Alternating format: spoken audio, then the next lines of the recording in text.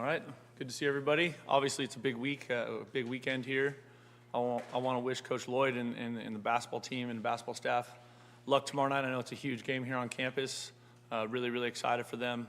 Obviously, we're going to have a great crowd, and I expect University of Arizona and Tucson to rock McHale and create a great environment. And then our football team, we're going on the road, and we've got a big-time opportunity, a big-time opponent. Sold-out arena, senior day, all that good stuff, and we're playing a really good football team on the road. So we've got a great week of practice. I'm excited about where we're at. I'm excited about how our players continue to attack all phases of their process, whether that's academic, weight room, training room, practice, meetings, and so this is just a big-time game, and we're looking forward to it. Start with Jason. I know it's important every week, but especially when you're on the road, hostile environment, like you mentioned. How important is it that this team does get off to a fast start or, a successful start early in the game? Well, I mean, I think that's critical, especially because, with like that crowd and just what their fan base is and just how rowdy that can become, and so you would like to get a good start in the game and that you feel good about where you're at and try and keep that from becoming a frenzy in their stadium.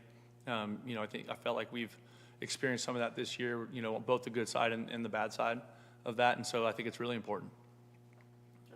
In the last two road games, how important has the turnover battle been, and how's that maybe hurt you guys? Yeah, I think that's been, I think that's one of those statistics that always leads to the outcome. It's one of the best predictors of winning and losing, and so obviously, Noah needs to do a great job with where he goes with the football.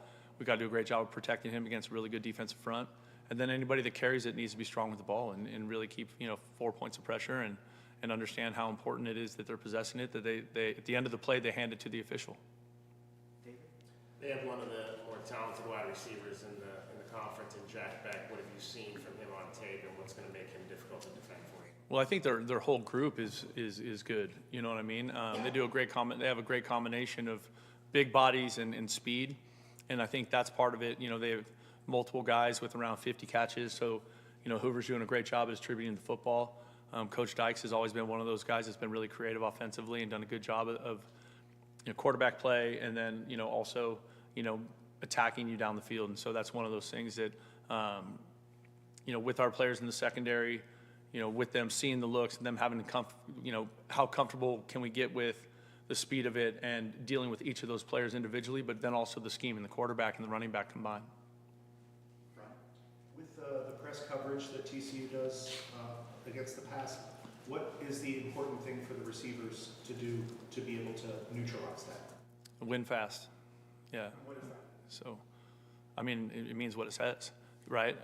That's one of those things when you're working against a press defender, the longer you're standing face-to-face with him, this is wide receiver coaching 101, the longer you're face-to-face, the longer you're not winning.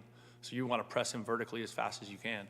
And so we got to do a good job of either moving him and getting to an edge and getting vertical as fast as we can, right? Or being physical at the line of scrimmage and creating some space so that then we can operate and get downfield.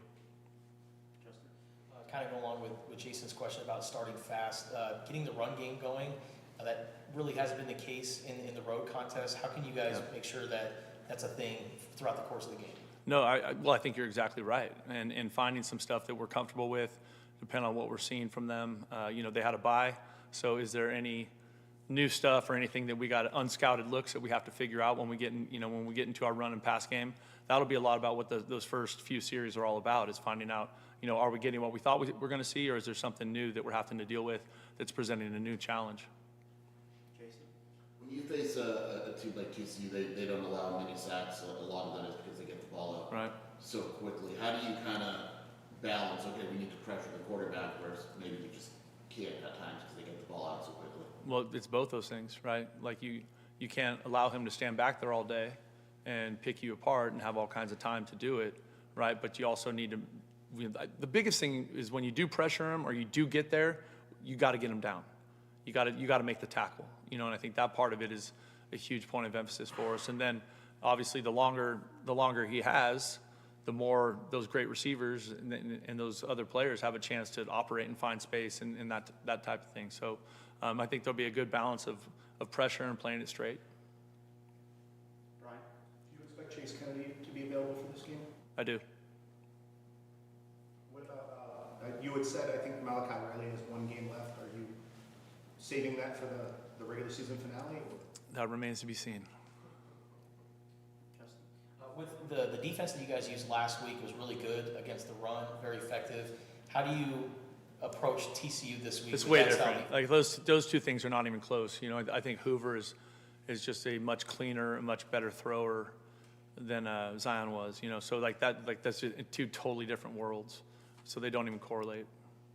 And then the mindset going into this week, obviously there's 2 games left, but how do you get the team focused for this game? Well, the best thing about these players is that they've been fantastic that way. And I don't think, for us, we're just in a 1-week season, right, every week. And that's where, you know, I think sometimes, and we all have talked about it a bunch, I think when we get so focused on the outcome, when we get so focused on down the road, that's the worst place for us to be, because we're missing the importance of what's happening right now. We're missing the importance of this meeting or this rep at practice or whatever, or this game or this opportunity. So just everybody's been so locked into what we need to get done today, and that has been a consistent message for us, you know, really heavily the last month, and trying to make sure that, you know, that we can't worry about what's down the road, because none of that matters. All that matters is what we're doing right now. Jason?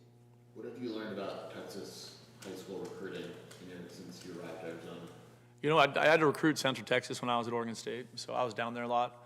I think, you know, everybody knows that there's good football players there in that state. The thing I loved about it when I was first going down there to recruit and not having any familiarity with it was that the people at Oregon State just said, well, go to this high school and find the stadium and go to the field house. And every high school stadium has a field house, and that's where the coach operates out of. You know what I mean? It's very different than recruiting, say, in California. Like there in Texas, at every school, all that whole entire coaching staff, from freshman to JV to varsity, they all have to coach or teach at the school.